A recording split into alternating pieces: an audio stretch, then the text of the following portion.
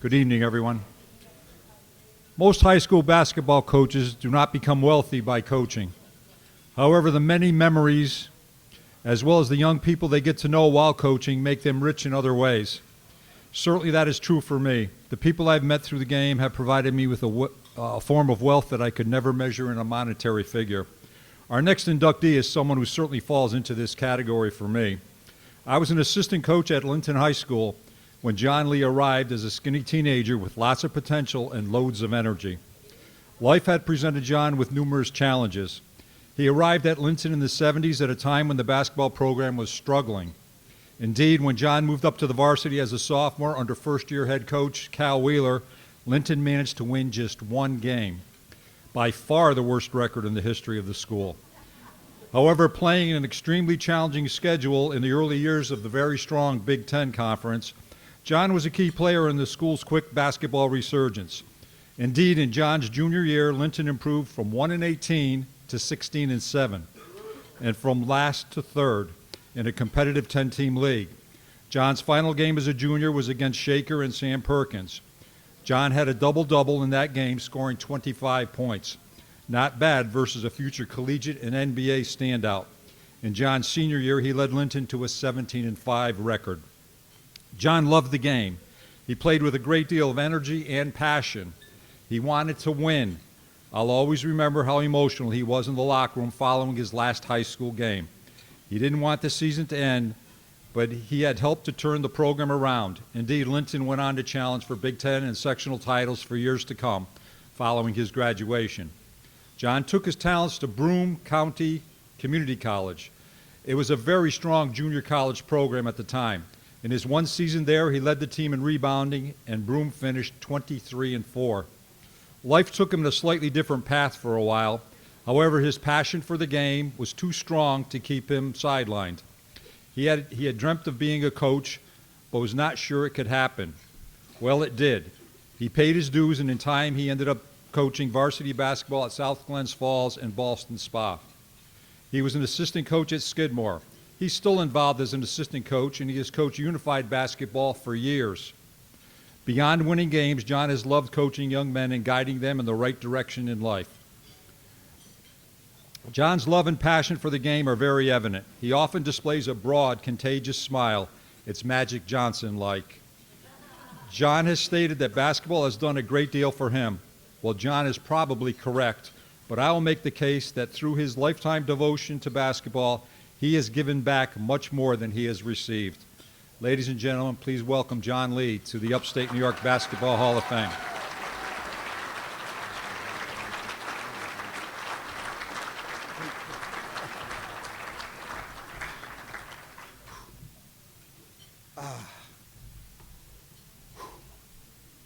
This is truly an honor.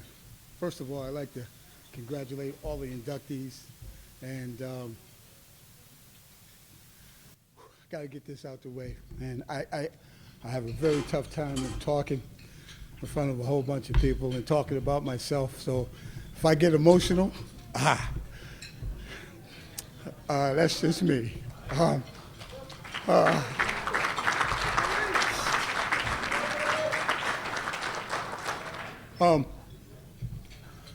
First of all, I want to say to my sister, that's my family over there, and my sister, I love you so much. I'm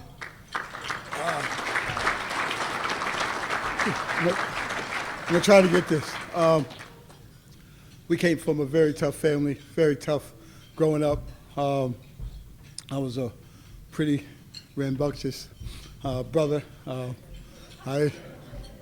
They had a hard time, man, keeping track of me. They would send me to the store for a loaf of bread, and I'd be gone. 2 days later, I'd come back with I don't even know.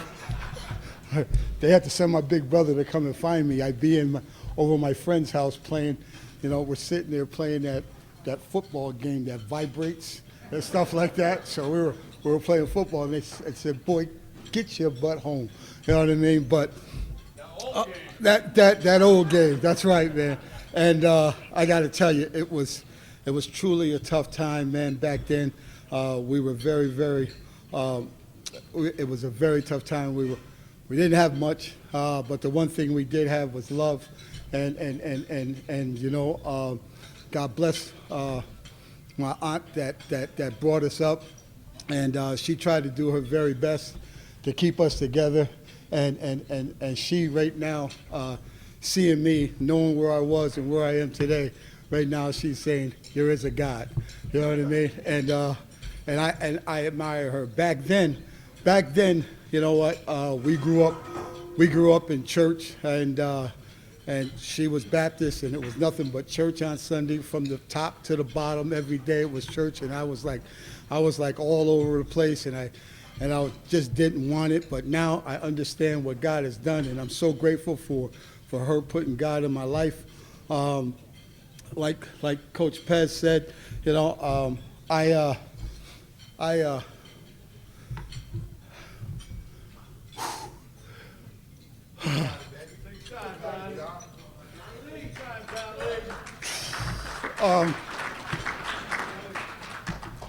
28 years ago, after 28 years ago, man, I was walking down the street of Hoosick Street with my shirt and my tie in my hand.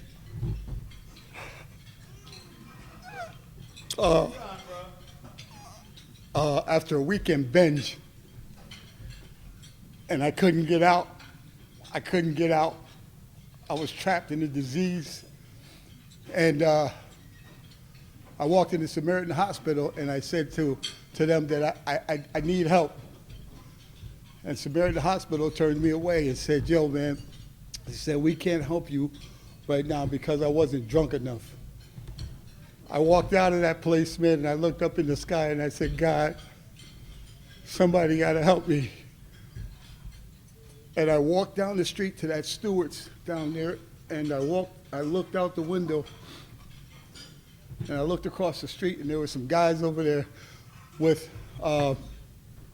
at a church, and I walked over to them, and I said, I need to get the bus to St. Mary's Hospital because I needed some help. And they gave me a few dollars to get to St. Mary's Hospital, and I got over there, and they told me that I could come down 9 to 3 every day to get help. And I told them, how the hell can I get from Saratoga down here 9 to 3 every day to get help? I couldn't even get from Hoosick Street to there to get help. They said, John, I don't know what I can do, but that's how we can do it. I quickly took the bus over from Troy to Scotia to some friends, and they gave me a place to stay.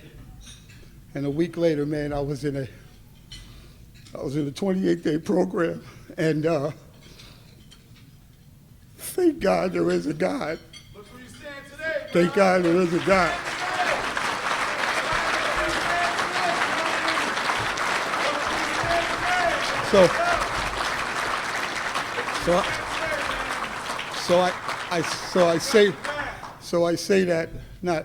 I say that not to feel sorry for me, or I say that man, there is a higher power, and I'm so grateful for some people in my life because they stuck with me.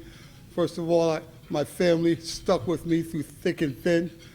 My wife to this day, man, Anna Reed Lee, she has just been amazing. Her family, my brother-in-law, my grandkids, my son, my nephew, my niece. They've been with me every step of the way. And when I came out of there, man, I started coaching a little team called the Outer Zone. These little kids, man, because you know what, man, basketball has done so much with me when I was playing. I felt so good. I felt so on top of the world, man. Man, it was something that I love, and I love the game, man. And so I had an opportunity to coach these little kids, man. They were called the Outer Zone. And just the joy in those guys' faces, man, when we were playing was unbelievable, man. And that took me to brighter heights, man. We won. We lost like 2 games that whole year. And I was so excited, man, that I said, you know what? I want to try to coach high school basketball.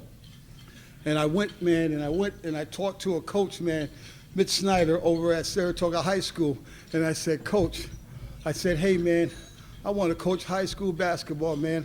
how can I do that? I'm not a teacher.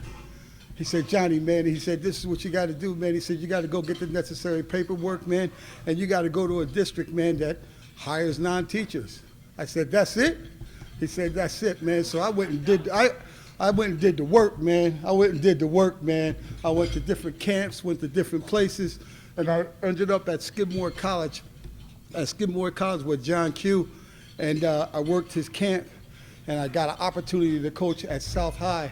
You know, my first JV program, the freshman program that year. And 2 years later, I'm driving down Route 50, and I get a phone call from the AD, athletic director, and he said, John, he said, man, he said, I just want to give you a call because you are now the varsity basketball coach at South Glens Falls High School.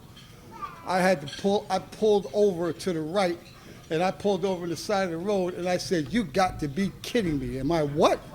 He said, yo, you are the coach of South Glens Falls varsity basketball program.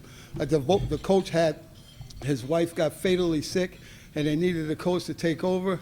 I had no idea. I said, man, I can't do this, man. I quickly called my wife, and my wife said, yo, man, you have to do what you do. You can do this, man. And I need to tell you, man, that was the most joyous feeling, man, that I had to have an opportunity, man, to be at South Glens Falls, the head varsity coach, and run camps and run programs. I got introduced to some fabulous coaches. And, you know, the difference is playing basketball and coaching basketball is so different. It's so different. You know, man, there were some things I couldn't do, man, but I know not as far as now what I had to do is I had to teach the game. And when I came down, man, and I got an opportunity to coach at South High, I needed to lean on so many different guys, man. And I leaned on the guys in the foothills, you know, a lot of coaches in the foothills that gave me this information and that information. Well, at any rate, I coached there for 5 years. The varsity coach came back, and then I went to back to Skidmore for 2 years as an assistant coach. And then I had an opportunity at Boston Spa High School as a JV coach for like 3 years.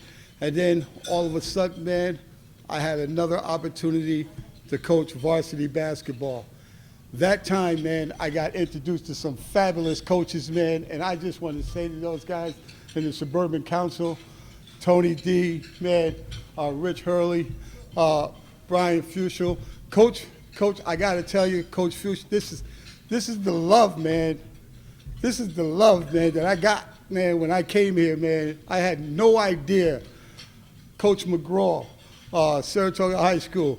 I had no idea what I was doing. I didn't have the faith. I didn't think I can do it. And these guys, man, took it upon themselves. Tell you a quick story. Coach Fuchel, I called him up, man, and he met me at Burger King on Route 9. And I said, Coach, yo, man, I want to learn this game. And Coach Fuchel took the time and drove up to that Burger King and met me, and he had 2 of these big binders in his hand, like this. And he walked in and set them on the table. I said, yo, what's all that? He said, Coach, he said, you want to coach basketball? Here we go. And he took me right from his practice, from his first practice to his game stuff and everything. And I'm just so grateful for these coaches to give me the opportunity to coach. And I want to say thank you very much. And last but not least, I want to say thank you. I love you to my family. You know what I mean? Thank you for all the support, and thank you for opportunity for giving me the opportunity to be in the Upstate Hall of Fame. Stay here for